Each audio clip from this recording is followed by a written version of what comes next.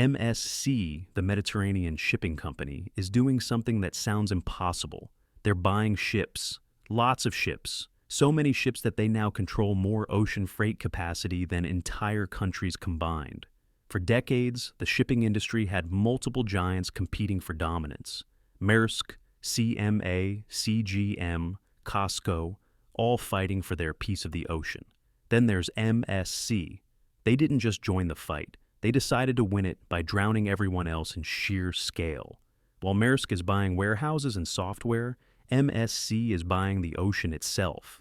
They're betting $80 billion that the future belongs to the one who can move more containers than anyone else on Earth. And it's working.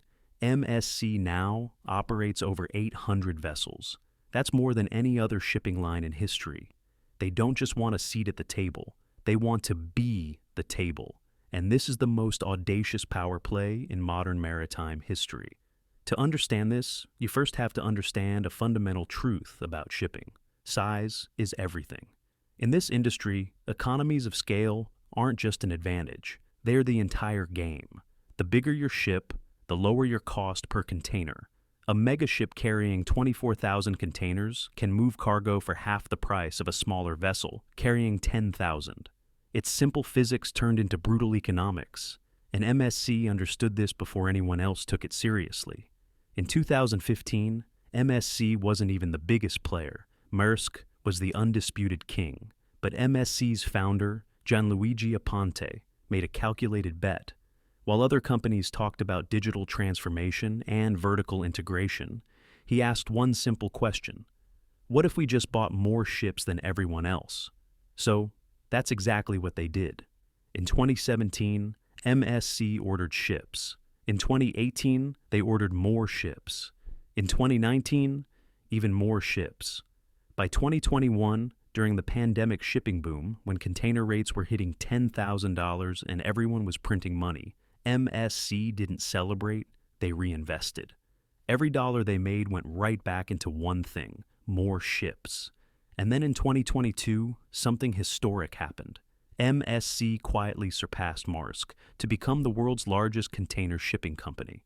After 25 years of Maersk's dominance, the crown changed hands, and MSC didn't just edge ahead, they pulled away. Today, MSC controls roughly 20% of global container capacity. That means 1 in every 5 containers moving across the ocean right now is probably on an MSC ship. But there's a second, even more brilliant part of their strategy: vertical integration through terminals. MSC doesn't just own ships, they own the ports where those ships dock. Through their terminal operating company, Terminal Investment Limited, or TIL, MLC controls over 80 terminals in more than 40 countries. Why does this matter? Because owning the port is like owning the airport and the airline. When an MSC ship arrives at an MSC terminal, they control the entire process. No waiting, no negotiating, no delays. They just unload and go. Compare that to a competitor like Maersk or CMA, CGM, who have to rent space at someone else's terminal, wait in line, and pay fees. MSC ships get priority. They get speed. And in shipping, speed is money. In 2023, MSC made a jaw-dropping move. They acquired a major stake in Bolloré Africa Logistics for $5.7 billion. This wasn't just about ships anymore. This gave MSC control over logistics networks across 46 African countries: warehouses, trucking, rail connections, everything. Suddenly, MSC could move your cargo from a factory in China, across the ocean, through African ports they own, and into the heart of the continent using trucks and trains they control. End to end, no partners needed. But here's where it gets controversial. MSC's growth has made them powerful, maybe too powerful. Freight forwarders, the middlemen who book cargo space for companies, are starting to panic. Why? Because MSC is so big that they can essentially set the rules. If MSC decides to raise rates or limit availability, there aren't many alternatives with the same global reach, and some customers are getting nervous. Reports have surfaced of companies deliberately diversifying away from MSC, not because of service issues, but because they don't want to be dependent on a single company that controls 20% of the ocean. There's also the geopolitical angle. MSC is a privately held Swiss-Italian company. Unlike publicly traded Maersk, they don't have to answer to shareholders. They don't publish detailed financials. Gianluigi Aponte and his family control everything, and they've built an empire in the shadows. Some governments are starting to ask uncomfortable questions. Should one private family control this much of the world's critical supply chain infrastructure? What happens if there's a crisis and MSC decides to prioritize certain countries over others? And then there's the environmental issue. MSC operates the largest fleet in the world, which also makes them one of the largest. Carbon emitters in shipping. The industry is under massive pressure to decarbonize, and MSC is investing in cleaner fuels and more efficient ships. But critics argue that their growth at all costs strategy is fundamentally at odds with sustainability. You can't reduce emissions if you keep adding hundreds of ships to the ocean. Now, let's talk about their former partner, Maersk. For 10 years, MSC and Maersk worked together in the 2M Alliance. They shared ships, coordinated routes, and dominated global trade as a duo. But in January 2025, that partnership officially ended. Why? Because their strategies became incompatible. Maersk wanted to be a logistics company. MSC wanted to be the ocean. Maersk bought warehouses and software. MSC bought more ships. They couldn't sail together anymore because they were heading in opposite directions. MSC chose to go it alone.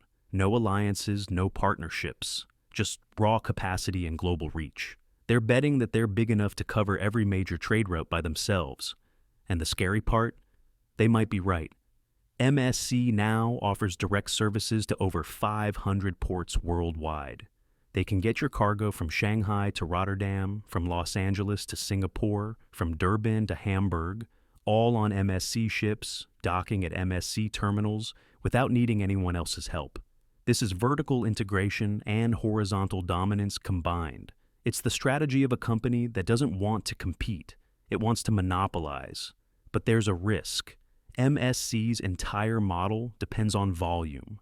If global trade slows down, if a recession hits, if shipping rates collapse like they did in 2023, MSC has hundreds of ships that still need to be paid for, maintained, and crewed. High fixed costs are dangerous when revenue is unpredictable, and shipping is one of the most volatile industries on Earth. Maersk diversified into logistics precisely to escape that volatility. MSC is doubling down on it.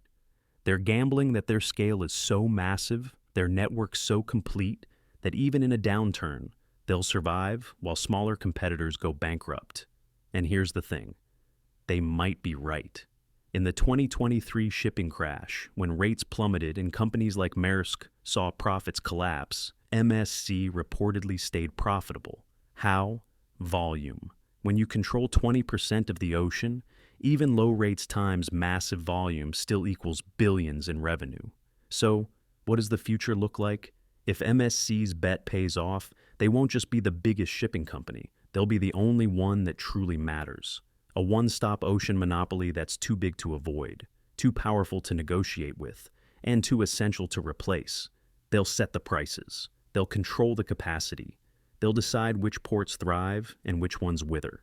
But if they're wrong, if the industry shifts toward Maersk's model of integrated logistics, if customers demand more than just cheap freight, if regulators step in to break up concentration, then MSC could find itself stuck with hundreds of expensive ships in a world that doesn't need them anymore.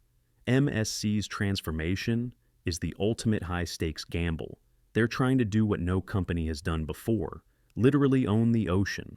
If MSC is right, they'll become the Standard Oil of shipping, an unstoppable force that controls global trade. What do you think? Is MSC smart to dominate through sheer scale, or will Maersk's logistics strategy prove smarter in the long run? Let us know in the comments below.